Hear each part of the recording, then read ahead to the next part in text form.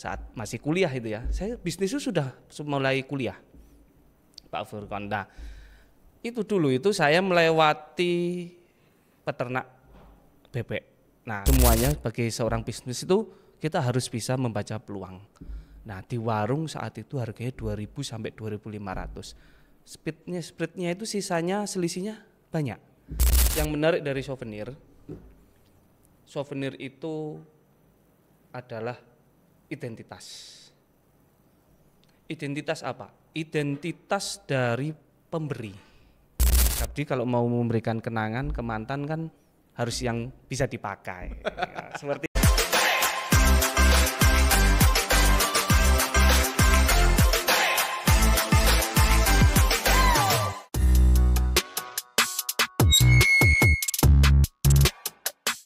Assalamualaikum warahmatullahi wabarakatuh. Sahabat Piensa, podcast inspirasi ekonomi dan bisnis Islam UIN 1 Tulungagung. Pada episode kali ini masih bersama saya sebagai host Rizal Furqon Ramadan. Dan di episode kali ini kita akan membahas mengenai bisnis souvenir. Dan kita sapa dulu narasumber yang hebat pada episode kali ini. Assalamualaikum Pak Alindra Yanuardi. Waalaikumsalam warahmatullahi wabarakatuh. Gimana kabarnya Pak Alindra? Alhamdulillah, baik Pak Furqon. Alhamdulillah. Baik juga sehat. Oke, alhamdulillah. Pak Alindra ini merupakan salah satu dosen di lingkungan Fakultas Ekonomi dan Bisnis Islam UIN 1 Tulungagung yang juga menjadi pebisnis di bidang souvenir. Ya, baik Pak Alindra. Bagaimana ceritanya bisa terjun di dunia bisnis souvenir? Wah, itu pertanyaan yang sungguh luar biasa, Pak Rizal Furqon. Jadi untuk para pendengar sekalian, jadi awal mula saya itu bisnis tidak langsung ke souvenir. Karena kita itu bisnis itu paling tidak harus diawali apa yang kita sukai dulu. Itu selalu apa yang kita sukai. Atau peluang apa yang bisa kita ambil, seperti itulah Pak Rizal Furqon. Nah, namun kalau saya pribadi, kalau saya bisa bilang apakah saya itu langsung ke bisnis souvenir, itu tidak, tentu tidak. Awal mula saya itu malah berjualan telur asin Pak Rizal Furqon. Kenapa kok telur Pak? Apa suka kuliner atau gimana? Nah, kuliner pasti ya. Nah, dengan tubuh saya seperti ini tuh kuliner itu sudah pasti. Tapi yang saya waktu itu saya masih ingat benar, saya kenapa kok telur asin? Karena kesukaan ibu saya dulu itu telur asin. Dan waktu itu saya baru pulang dari kampus ya, saat masih kuliah itu ya. Saya bisnis itu sudah mulai kuliah, Pak Furqon. Nah, itu dulu itu saya melewati peternak bebek. Nah, saya waktu itu punya uang 100.000. Saya mikir, ini kalau saya belikan telur bebek dapat berapa? Waktu itu 100.000 saya dapat 110 butir. Saya masih ingat. Karena itu pengalaman pertama saya. Banyak juga ya? Ya lumayan segitu. Lumayan banyak lah. 110 butir kurang lebih berarti 900 rupiah. Nah, sebagai seorang pebisnis, ya, untuk semuanya sebagai seorang bisnis itu kita harus bisa membaca peluang. Nah, di warung saat itu harganya 2.000 sampai 2.500. Spreadnya itu sisanya selisihnya banyak. Nah, dari situlah akhirnya saya beli. Saya cobalah membuat telur asin dan alhamdulillah sukses. Tapi tentu itu bukan hal yang mudah sih, ada tantangannya sendiri memang. Tapi itu awal mula saya untuk terjun di bisnis itu dari yang namanya telur asin, seperti itu. Itu pada saat laku berapa tadi? 110? Ya, jadi uang 100.000 itu dapat 110 butir. Itu usia masih sekolah atau sudah kuliah Pak Alindra? Masih kuliah ya? Masih kuliah kurang lebih di semester 3 atau 4. Masih baru ya? Masih barulah. Jadi bisnis itu tidak harus sudah selesai kuliah, kerja. Saya masih kuliah waktu Selama itu. Ada peluang, ambil aja. Nah, itu seperti itu. Nah, waktu itu saya ambil itu akhirnya tantangan saya adalah pertama kali saya memasarkan telur asin. Pertama kali saya memasarkan telur asin, target saya harus punya target. Pebisnis harus punya target, itu yang pertama. Nah, saya turun menjual telur asin, target saya 1 hari 10 warung. 1 hari? 1 hari harus dapat 10 Tapi itu warung. di Kota Malang ya? Di Kota Malang, karena memang saya aslinya Malang, kuliahnya juga di Malang. Nah, 10 warung itu saya kunjungi semua, yang diterima cuma 3. Oh, door to door. Iya, Yang diterima 3. ada yang itu, ada yang saya baru masuk itu sudah diusir. Saya baru masuk sudah diusir Pak Rizal Furqon. Katanya gimana Pak dari pemilik warungnya pas ngusir? Ada yang bilang, Mas, nggak menerima titipan. Waduh. Ada yang mencoba, enak nggak ini telur asinnya? Saya coba dulu. Orang yang nyoba nggak cuma 1, habis 3. Nggak jadi beli. Habis 3. Tapi akhirnya ada yang mau beli, ada yang mengomentari nggak jadi beli, ada yang memang dibeli, bukan langsung dibeli. Istilahnya kalau dalam bisnis itu, jadi kita naruh dulu, setelah itu nanti kalau laku dibayar, sambil kita bawa barang yang baru. Nah itulah, saya awal mula di situ. Saya nggak patah semangat, dari 10 warung 3 saja yang diterima dalam 1 hari. Tapi tetap menjalannya tetap senang ya? Tetap harus senang. Karena memang sudah passion. Sudah passion, kalau kita bilang kecewa ada, nggak mungkin nggak kecewa. Oke, sebenarnya Pak Alindra ini bidang kompetensi ya di pendidikan formal ini apa? Kalau saya bidang kompetensinya manajemen keuangan malahan. Manajemen keuangan ya? Iya. Tapi memang passion bisnis itu dari kecil? Dari kecil atau mungkin dari ayah, dari orang tua itu ada, mungkin dari situlah ya. Nah kira-kira Pak Alindra untuk memberikan motivasi ya ke teman-teman FEBI mahasiswa, kira-kira ada enggak korelasi antara bidang manajemen keuangan dengan bisnis? Ataukah mungkin ketika Pak Alindra menjalankan bisnis itu sebenarnya saya juga enggak butuh kompetensi manajemen keuangan? Atau gimana? Saya kalau boleh berpendapat, manajemen keuangan itu dibutuhkan. Memang benar-benar dibutuhkan. Dalam bisnis itu memang betul.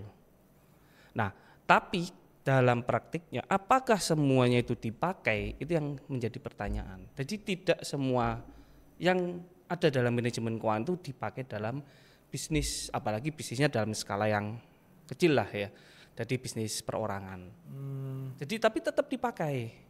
Setidaknya kita tahu perencanaan biaya, kita tahu bagaimana mengurangi biaya, efisiensi biaya itu kita tahu dari teoritis dari manajemen keuangan. Seperti itu Pak Rizal. Oke, souvenir Pak Alindra, apa yang menarik dari souvenir itu? Yang menarik dari souvenir itu adalah identitas. Identitas apa? Identitas dari pemberi. Kepada yang diberi ya? Kepada yang diberi, itu yang pertama, identitas. Untuk kenang-kenangan. Kenang-kenangan. Nah, yang kedua adalah memberikan image kenangan kepada yang diberikan, yang diberi souvenir, sehingga dia akan selalu ingat. Makanya itu adalah salah satu 2 hal yang menjadi pokok penting souvenir itu dari dulu sampai sekarang itu tetap eksis. Berarti souvenir itu bahaya juga ya kalau diberikan ke mantan. Terus jadi masalah juga. Itu jadi masalah. Nanti nggak bisa lupa. Nggak bisa lupa. Jadi kalau pengen dipelet nanti. Mantan nanti tidak pernah bisa lupa, berikan aja souvenir. Oh gitu. Baik, souvenir yang dijual atau dibisniskan lah oleh Pak Alindra ini jenisnya apa saja Pak Alindra yang sering dapat pesanan itu? Oke. Souvenir itu dari tahun ke tahun pasti update. Ada update. Dan cenderung pasar itu akan mengikuti update dari tahun ke tahun. Nah, kalau untuk sekarang ini yang paling banyak diminati adalah souvenir dari impor, dari luar Indonesia. Karena ada beberapa aspek ya yang menjadi mungkin jadi alasan pembeli. Itu yang pertama adalah bentuknya relatif lebih banyak, unik. Yang kedua adalah dari sisi harga. Harga itu sangat bersaing dengan produk-produk lokal. Nah, dari situlah yang menjadi sekarang itu tren. Tapi ada sendiri pasar atau konsumen tuh yang suka handmade. Nah, kalau dari handmade ini tidak akan bisa dikalahkan yang namanya dari pabrik. Kalau yang dari impor itu rata-rata pabrikan sih, bukan handmade. Rata-rata seperti itu. Kalau yang dijual sama Pak Lindra ini jenisnya apakah cangkir atau apa gitu Pak? All semua. Jadi yang cenderung saya jual itu souvenir yang dibutuhkan, yang memang dipakai, terpakai. Jangan sampai nih kita memberikan souvenir tidak bisa dipakai. Jadi itu hal menjadi tidak bisa itu tadi kembali ke tujuan awal. Tidak ada kenangan. Nah, jadi kalau mau memberikan kenangan ke mantan kan harus yang bisa dipakai. Ya, seperti itu, Pak. Oke. Nah, sekarang kan eranya era digital ya, Pak ya. Kira-kira generasi saat ini ya, generasi digital saat ini itu apakah masih tertarik dengan souvenir dan apakah masih potensial bisnis souvenir itu di era saat ini? Oke. Sekarang memang eranya digital ya. Tapi kalau saya bicara apakah masih tertarik, apakah masih bagus? Menurut saya masih bagus. Era digital itu memang sudah merambah ke seluruh dunia, bahkan seluruh generasi. Namun digital itu tidak bisa menggantikan fisik. Karena souvenir ya, barang ya, harus fisik barang. Seperti itu. Oke. Nah, terus untuk acara Pak, tentu kalau souvenir itu kan orang pesen karena punya acara. Nah, acaranya kan rata-rata pernikahan, kemudian kalau mahasiswa mungkin seminar seperti itu atau acara yang lain. Rata-rata yang pesen souvenir itu kebanyakan acara apa Pak? Dari adat budaya di sini rata-rata itu adalah pernikahan sama khitan.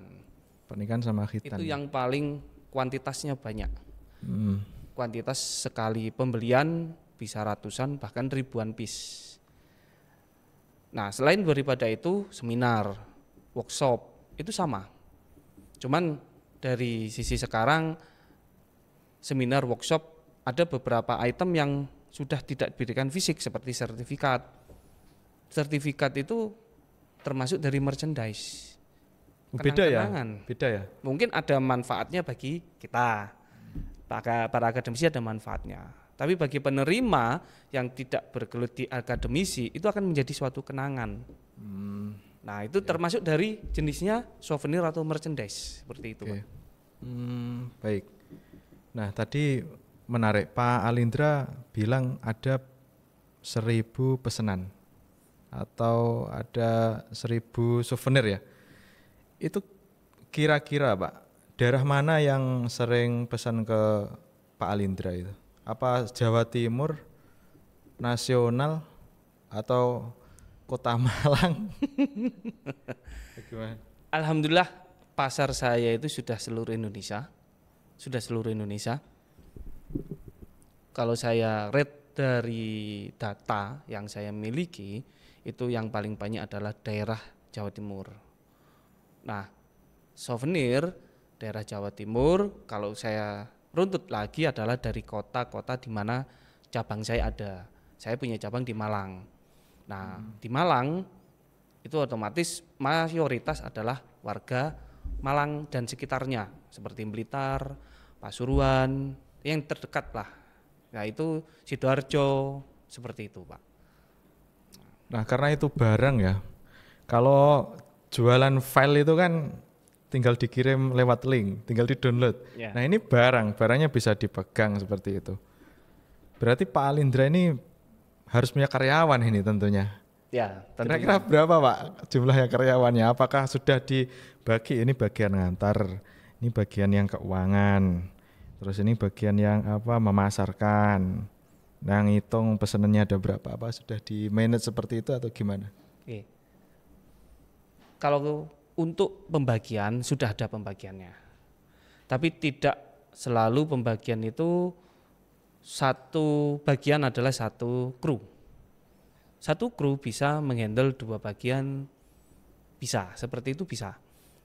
Karena pekerjaannya itu bukan pekerjaan yang menurut saya menuntut waktu banyak dalam mengerjakan satu tugas, kecuali dalam packing. Kalau packing saya punya beberapa yang bisa disebut pekerja lepas, jadi dia borongan.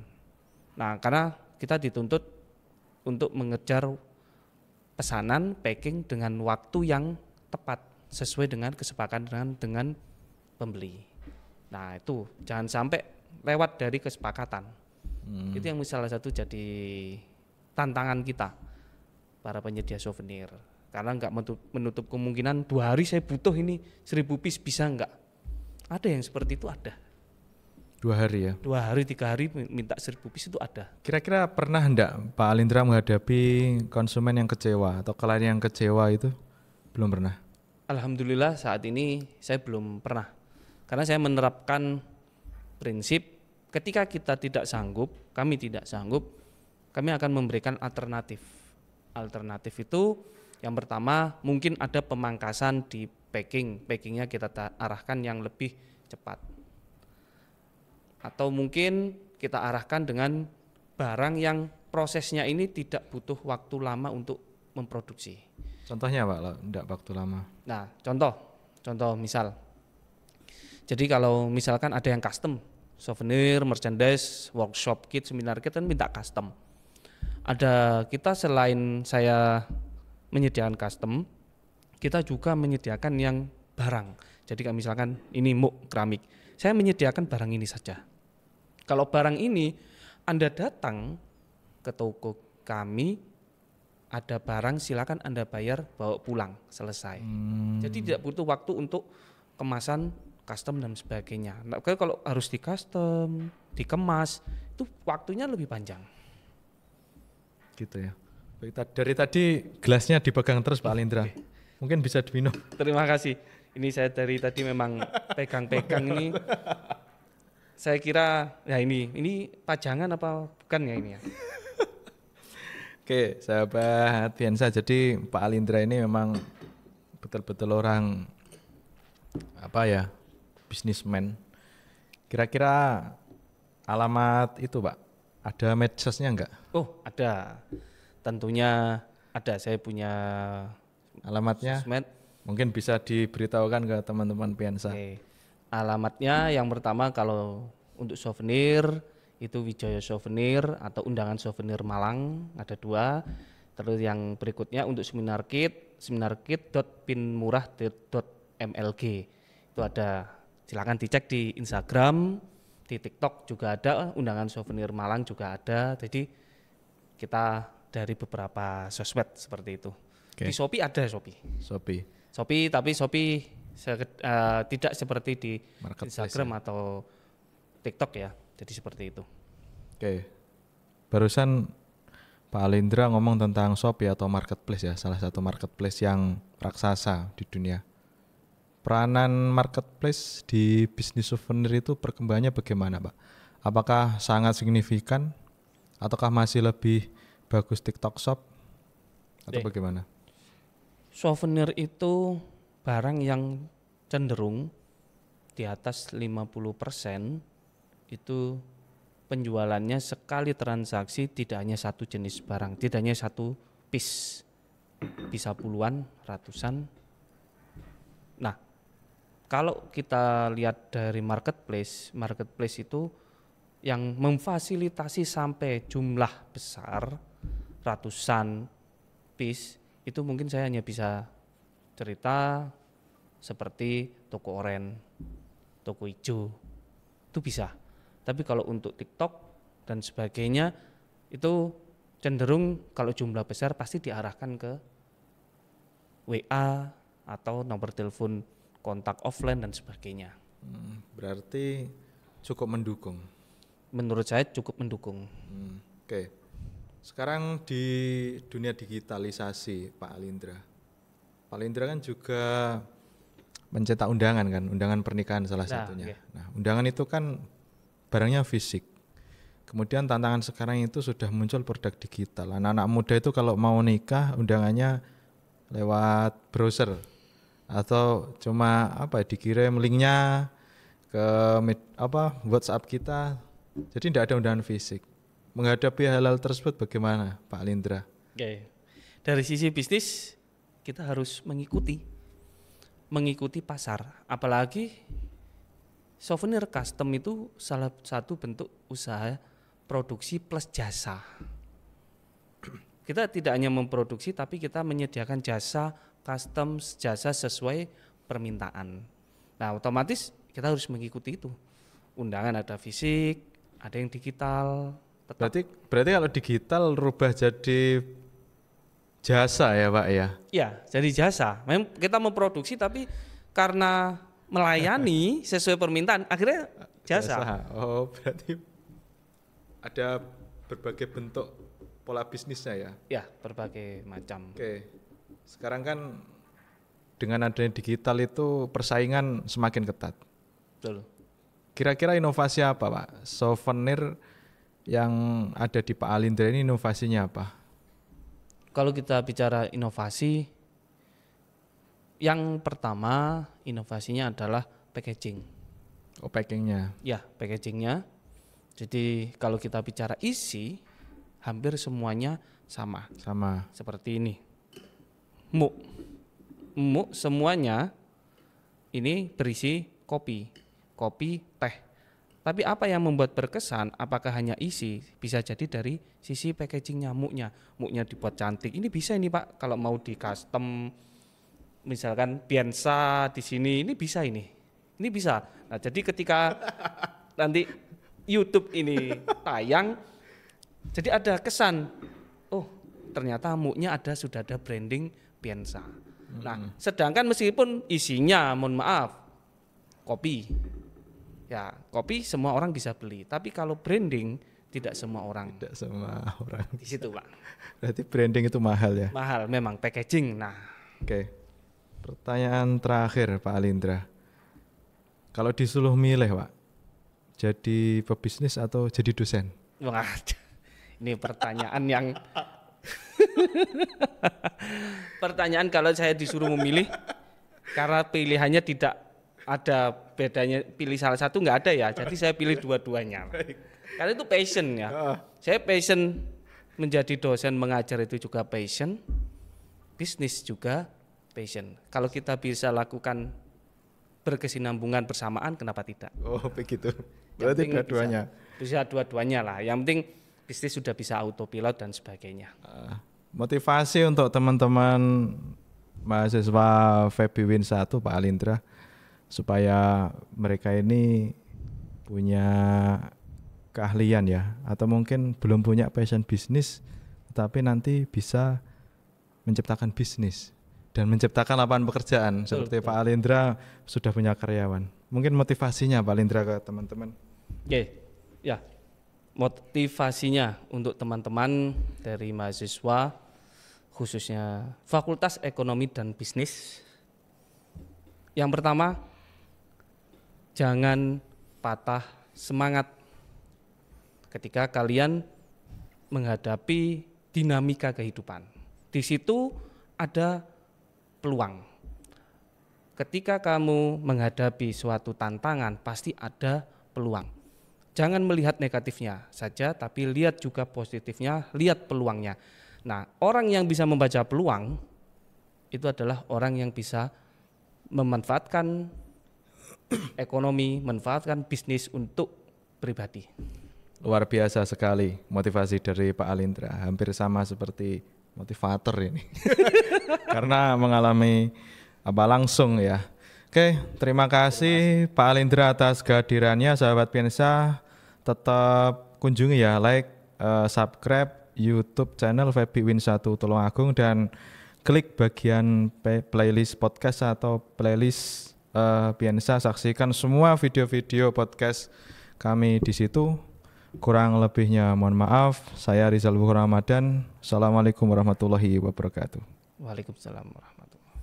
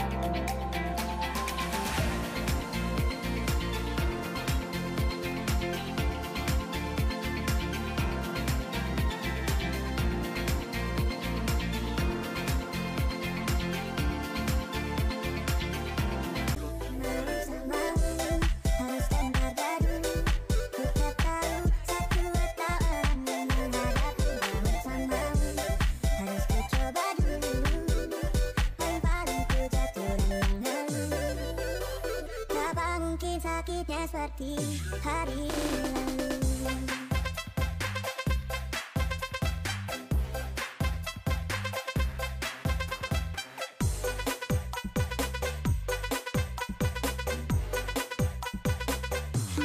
Mau tak mau,